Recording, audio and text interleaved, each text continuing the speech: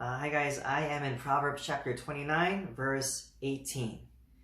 Where there is no prophetic vision, the people cast off restraints, but blessed is he who keeps the law.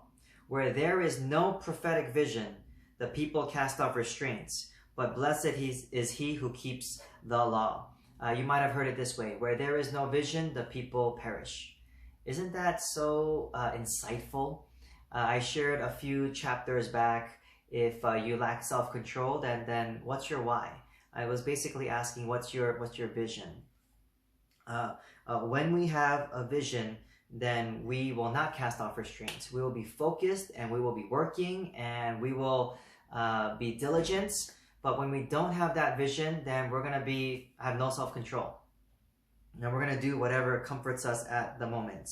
And so we need a prophetic vision. That's the words of, at least in the ESV. But we need a vision. And if you're not sure what that is, just go to God and ask Him for it. And if you don't get an answer, listen very carefully. If you don't get a direct answer, then think about what it is you really want to do. Okay? And if that's not unbiblical or anti-biblical, then go for it for now. If you're wrong, He will course correct you. So I don't know, I could be wrong. Maybe David imagined he would be the best shepherd ever, and he would shepherd many different flocks. But in the meantime, he's gonna shepherd flocks, okay? Maybe he picked up the harp or lyre to lead praise for like the greatest audience, and he eventually did, or to lead praise in a lot of different praise leaders or something like that.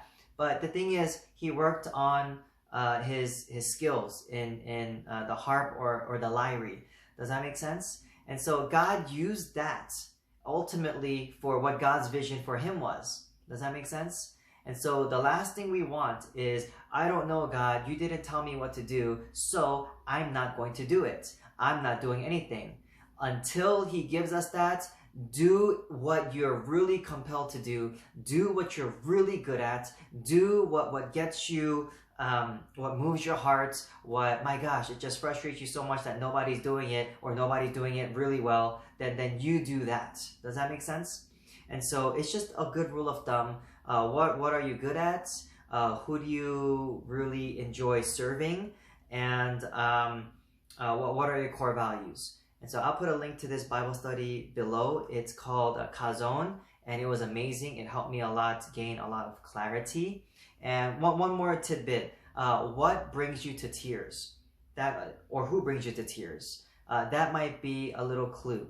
So for me, I pastored children, elementary school, middle school, high school, college, young adults, college, young adults, and adults, and those in the homeless and addiction recovery. And if you asked me, who do I love? I'm like, I love everybody.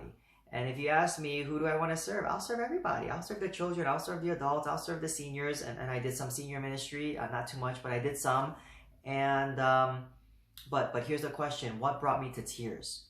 Honestly, it was middle school, high schoolers. Like, my tears came out for them. Like, I sobbed for them. And so my job is to be in good relationships with the youth and youth pastors, and I want good relationship with them, because I just know whatever it is I do, I need one step in. I need a relationship with the youth. I just absolutely need that. And so that's a clue that I've been given. But it's worth praying about, fasting about. It's worth all of the above. And you'll gain a lot of clarity, and it'll help you tremendously. I have more clues into what I'm called to do, but in the meantime, I'm gonna keep going, and God will show me more as I try my best to do my best in all that He's given me. And and so that's how I have a lot of self-control. It's through this vision. Does that make sense? And if I'm wrong, okay, I'm like, oh my gosh, I'm wrong. God, I'm sorry for publishing this book and then a children's book that's coming out. I'm sorry, God, for making a course that teaches the entire Bible. Like, do you think He's going to strike me with lightning? I don't think so either.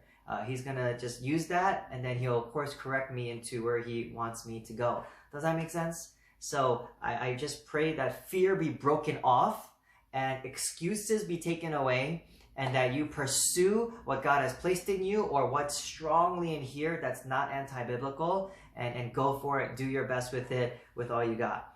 Amen? Amen. All right, thank you. We'll see you in Proverbs chapter 30. God bless.